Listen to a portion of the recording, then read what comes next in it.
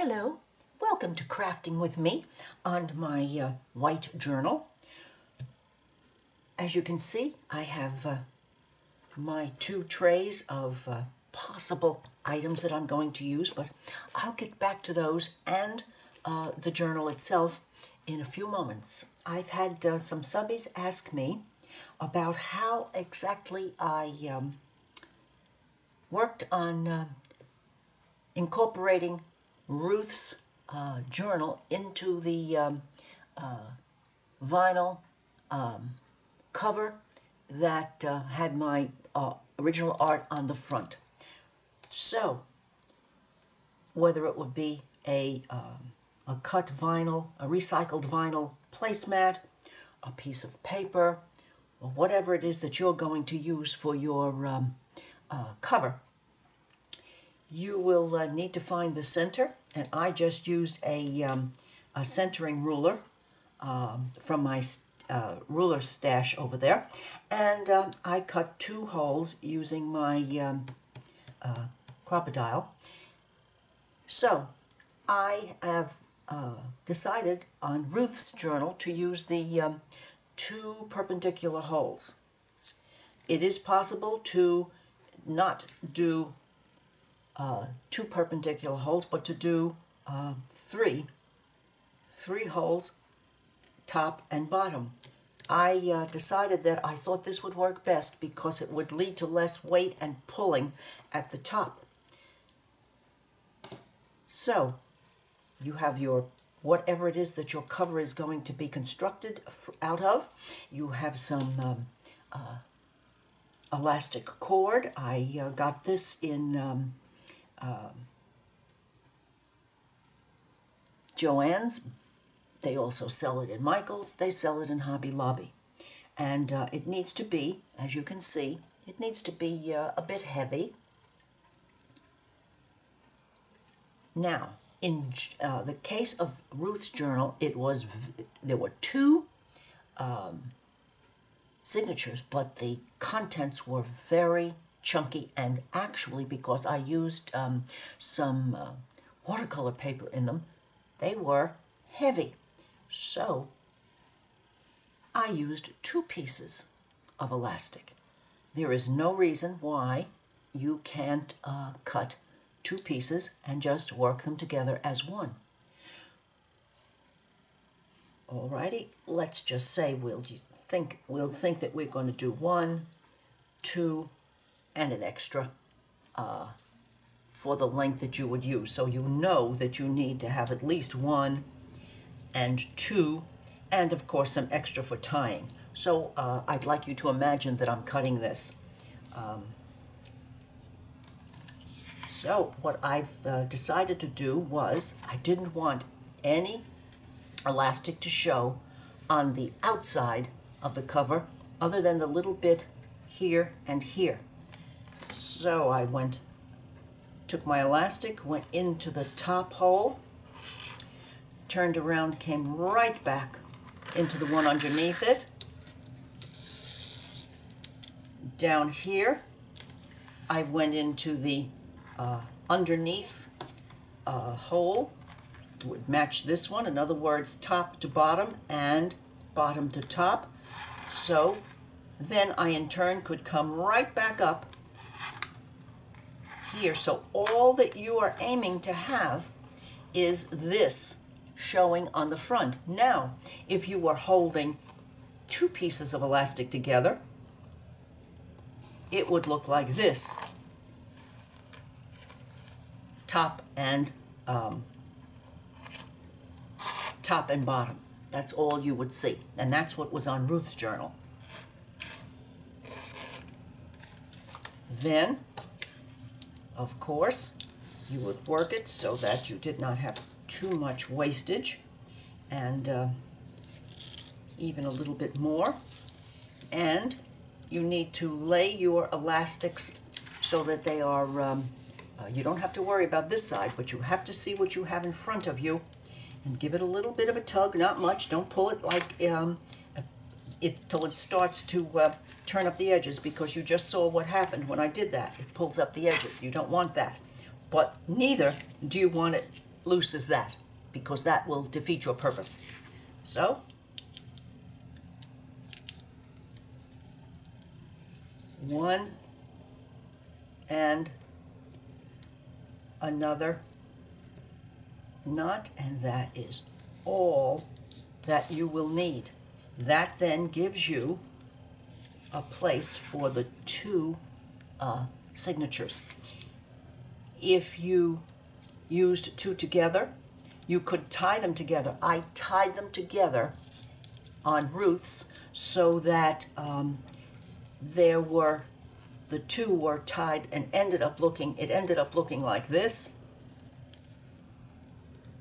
And of course there was a second one on this side also. That gave that extra strength that I was looking for the weight. But in most cases, I don't think that will be necessary.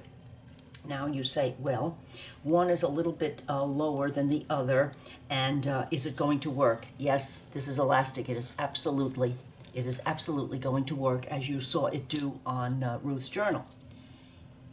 The method of having it just 1, 2, 3 up here, of course, the threading is a little bit different, but you will be able to put, you will have many more places for more signatures. So I hope that has been a help to Teresita, and those of you who have asked for a visual on this, as you can see, it's really quite simple, and sometimes simple work's just a treat. So, now to the white journal, and where I am in the making at this point. I'm going to talk you through this because there is nothing tricky or special or unique about the process for the bones of this white journal. What I did was I found the back of one of my pads. I think it was a watercolor pad or an acrylic pad, I don't know which, but that nice chipboard backing on those pads of paper worked a treat. So I cut a front cover and a back cover. That was step one, of course. Measure and cut. What I did basically was take a 9 by 12 from the pad, cut it in half. That was it, front and back cover.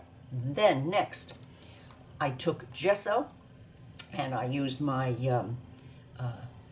one of my much loved junky brushes, and I put a layer of white gesso along the edge and back here, because I didn't know whether or not this, and this happened here, there is maybe a 1/16 of an inch of this covering paper here, and so having that white at the edge instead of chipboard color has hidden that. So both sides, front and back, gesso around the edges. That was step one, was cut. 2 was gesso the edges. Then I decided where I wanted my holes to be.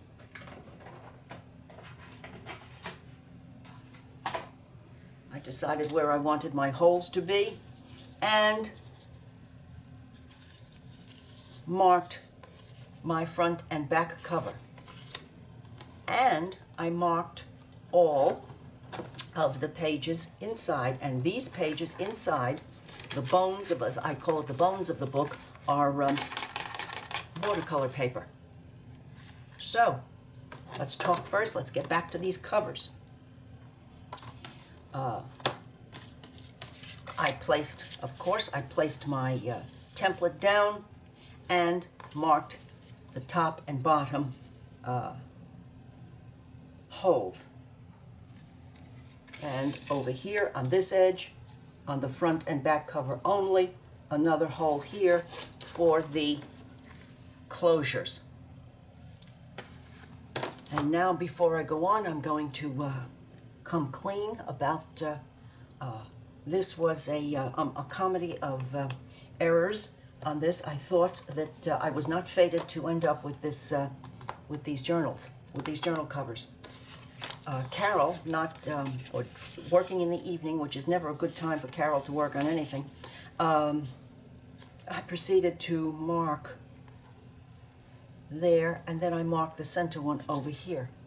Well, the type of paper that I'm using, this is the cover. Well, we'll get to the cover, but this paper, it couldn't be removed.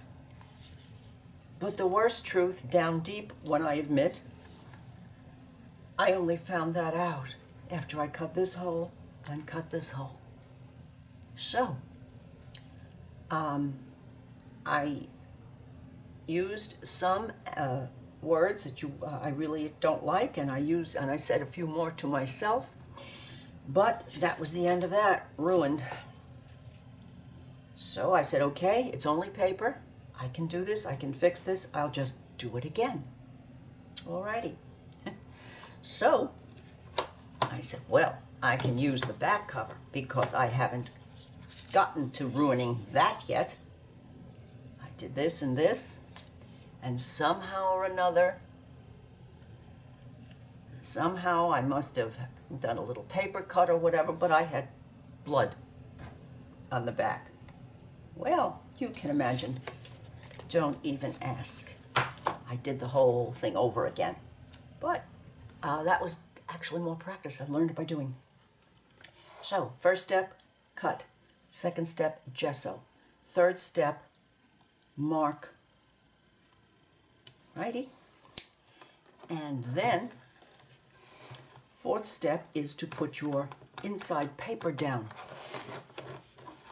This is, as I told you, is acrylic paper. 240-pound paper on the front and back outside. And these are from my flower book. So, and they are nice quality, shiny paper. And then on the one we're not going to discuss, I wasn't happy with using white glue on the inside because it left some way or another, it left me able to see that there was the glue spots under here. Well, alrighty, live and learn.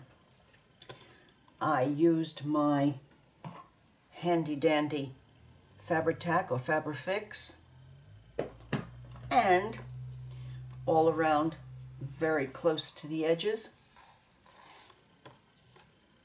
Now, of course, you are realizing that I just told you this out of sequence. You don't put the holes in until you have applied the paper to both sides. So, ignoring what I just said about the holes being, the holes can be marked. You're not going to hurt anything because you're going to cover it with paper. Thank heavens. Okay, I didn't tell you to make the holes yet. Fabri-Fix all around the edges and then all here. And it just laid down beautifully. There was no seeing through this paper, which of course is not as heavy as that front paper. Same story.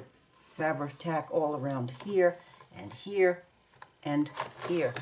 Same thing on the back cover.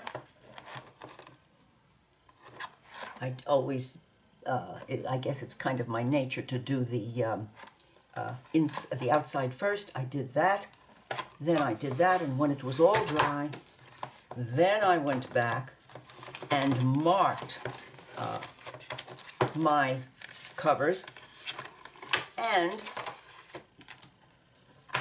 used my handy dandy, let me show you.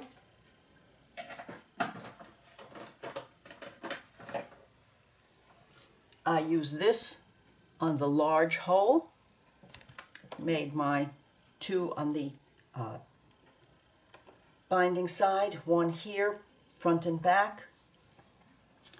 Then I also went through and cut each one of these pages,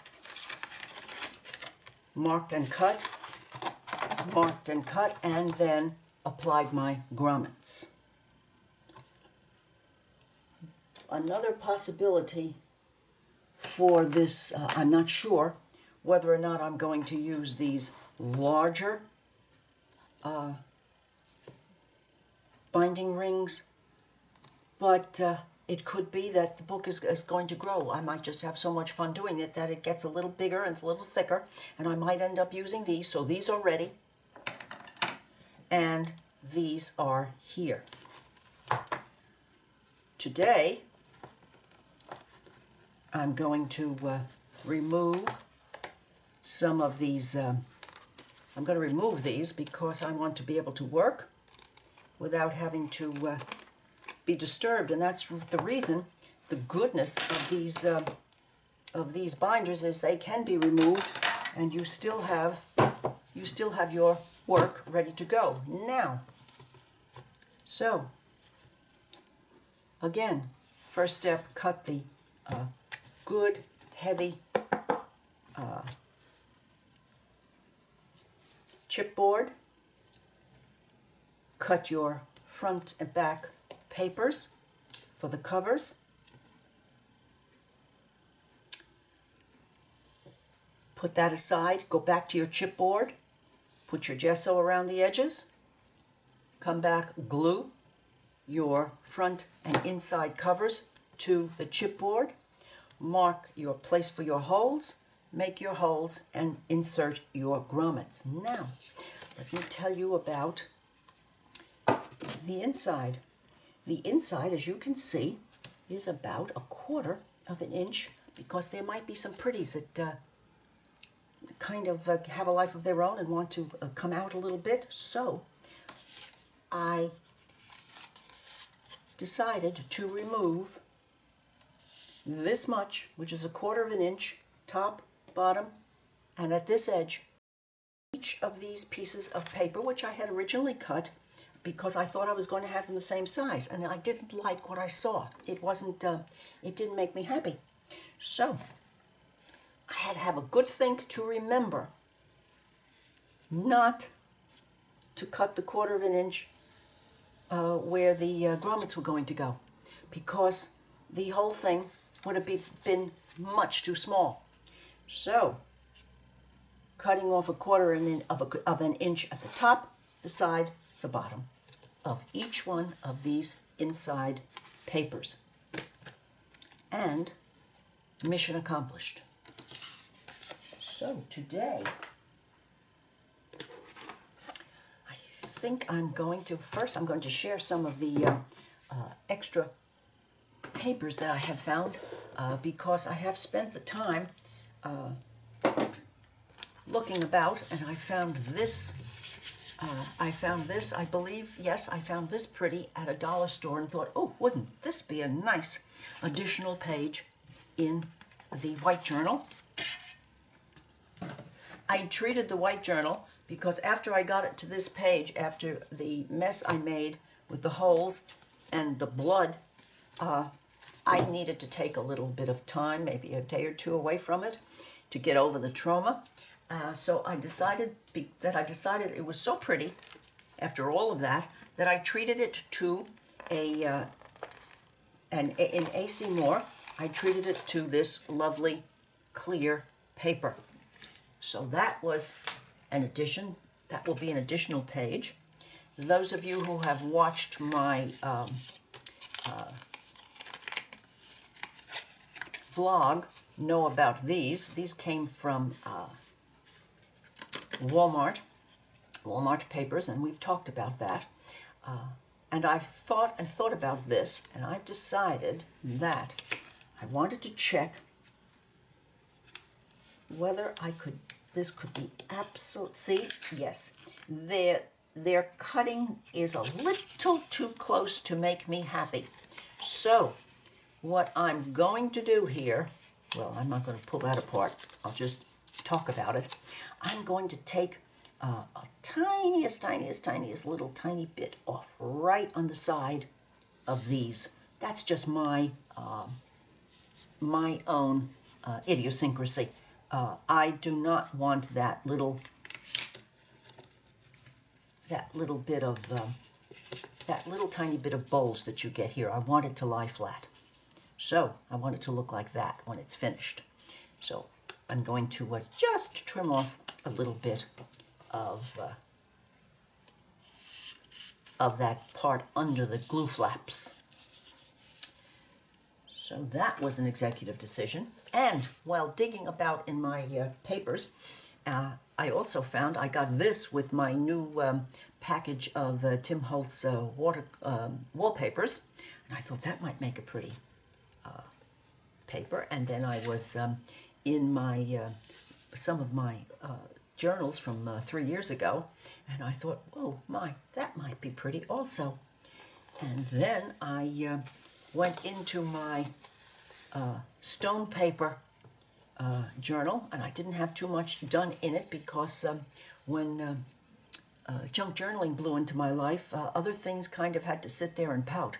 So I removed this page, and this stone paper is absolutely delicious feeling.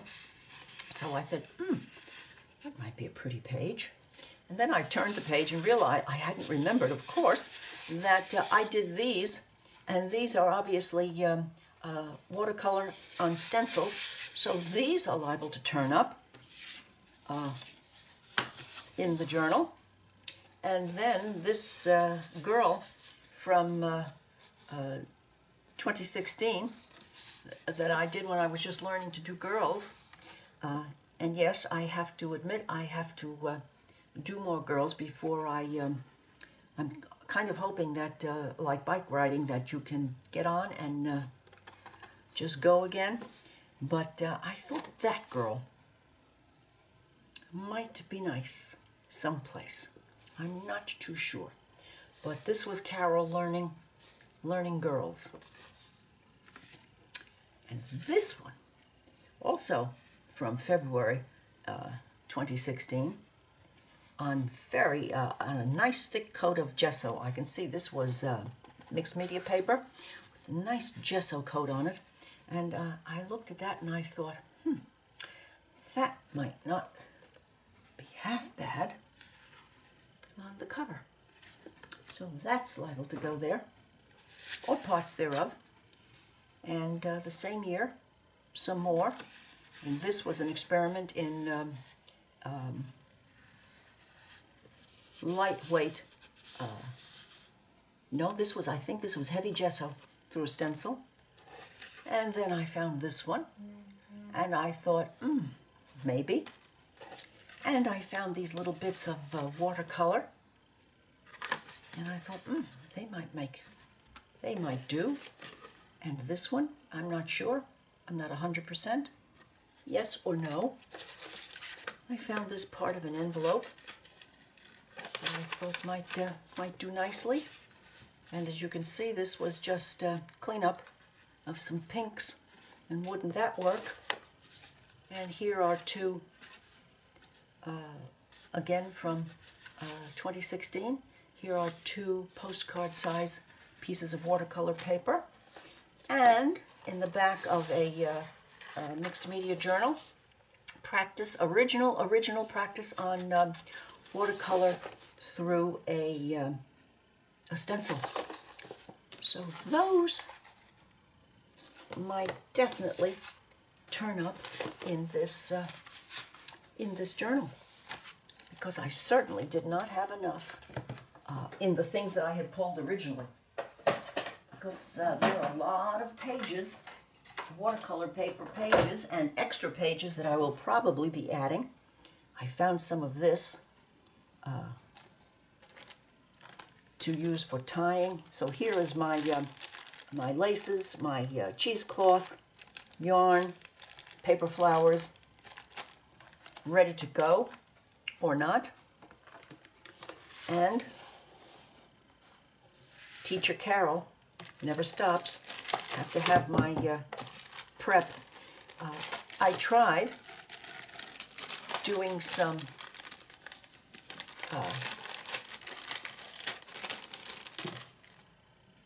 stamping of fabric, and I thought that maybe those might do. So I did some stamping, and then these are cut-offs these are some images from Mrs. Cog that did not turn out too well. I believe we're going to have to treat ourselves to a new printer. So, but still, the images of the little girl and the ladies are lovely. So that, and these were the original ones that I showed you. So let's now stop talking about it and let's get to it. Oh yes, well, originally I had thought that I would put a because I had been watching the wonderful Wendy on YouTube, and it's odd that we both, for some reason, we were both thinking about doing this kind of a journal, and she had this extra heavy page in the center of her journal to give it, I guess, to give it character and backbone. However, for some reason, when it was in the center of mine. Oh, and by the way, this is an original one that I didn't ruin. So this then would have been in the middle, and I'm still giving this a think. I just don't know. I just don't know whether I'm going to add that or not. But I will certainly know as I go along. Oh yes, I remember. I didn't like the way the book moved on the rings with that in it. But it might end up there. I don't know. The joy of junk journaling is being free to make these decisions as you go along. Now, what will I work on? I'm thinking I might have a bit of a start on these gems from, again, papers from Walmart. These, when you push them down, they do lie flat. The cutting is beautiful on these. So let's, I'm going to have a start here. Do I see anything here that I might want to have? Maybe not yet, because this is rather heavy, and it's 3 of them. All right, that's heavy, nice heavyweight paper. The only paper that might do for this would be that. And where's the stone paper hiding? Oh, there it is. Maybe that. This might be a little too garish to have in my white journal. I don't know. Sorry, I've taken to thinking out loud, but okay. Possibilities. Possibilities. I also have this that I was thinking of for the front of the journal. Goodness, so many delicious choices. Well, I am going to put these aside now.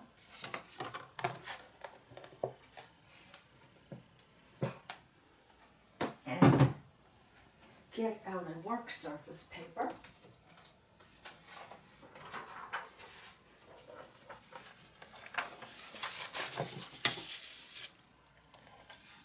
Put these over here.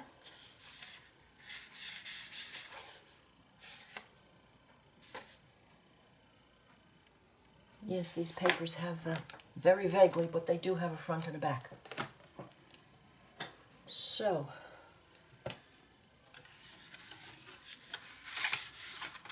first, just a touch of this StazOn Dove Gray, lightly applied to the to the edges, just to chase away tiny bit of the tiny bit of the whiteness.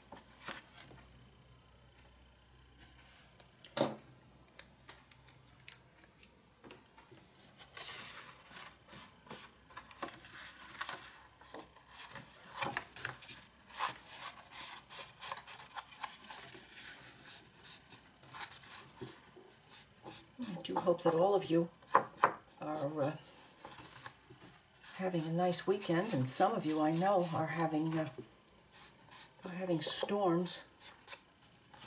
It's rather chilly and windy and dreary looking here in northeast Florida. But I always I have learned definitely to keep my mouth shut about this when I see what other people in our country are going through with these weather experiences. Let me see, do we want just a little more? I think so. Right, and a little bit here. Now, I don't want to lay it down and do it because I find that it puts too much on there.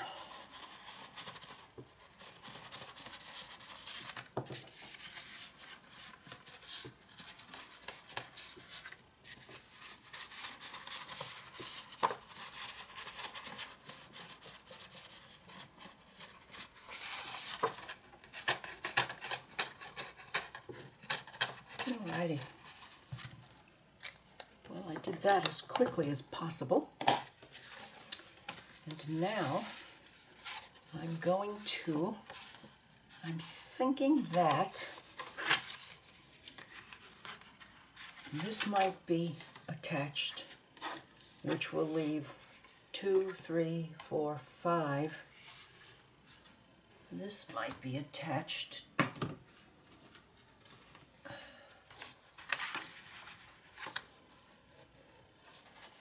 And they are just a smidgen, tiniest bit larger, and that's just fine. Because, or over here, no, I like it on the edge. And if I like it on the edge, then I'm thinking I need a little more here. Oh, that didn't work too well. This is not, the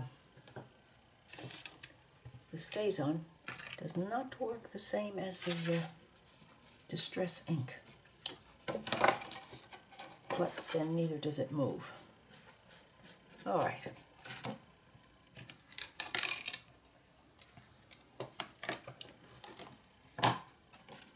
I'm going to have a look in my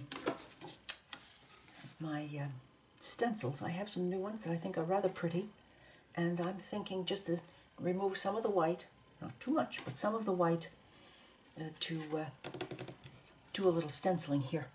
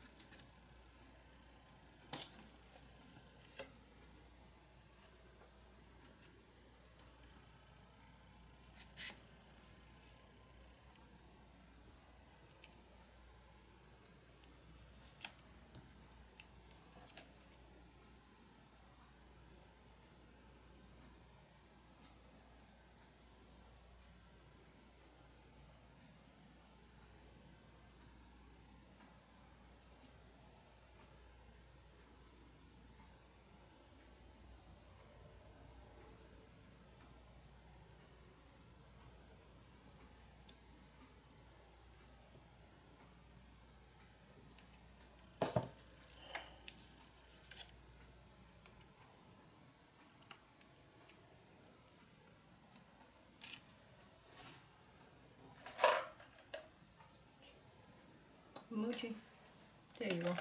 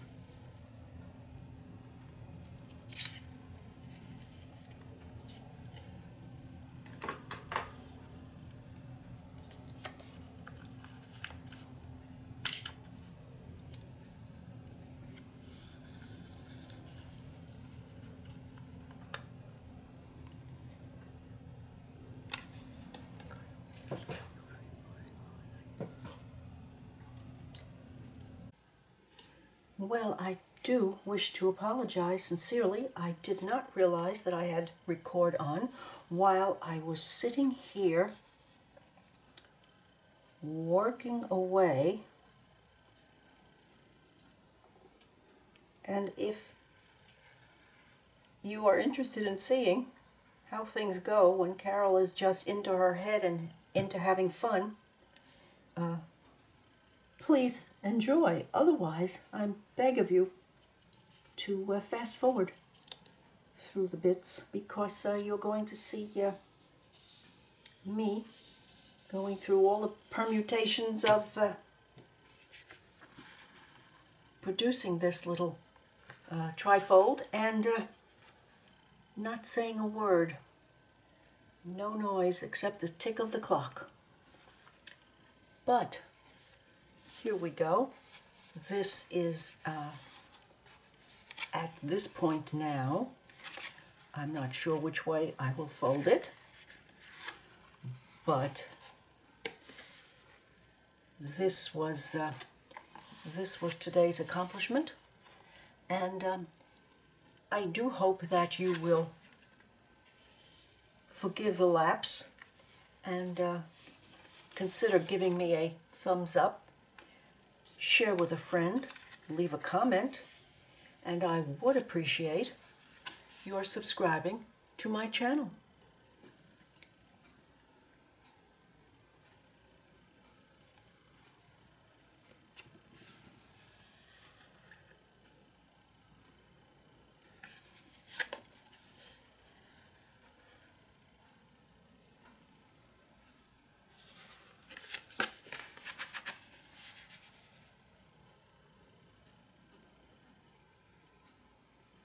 Bye now.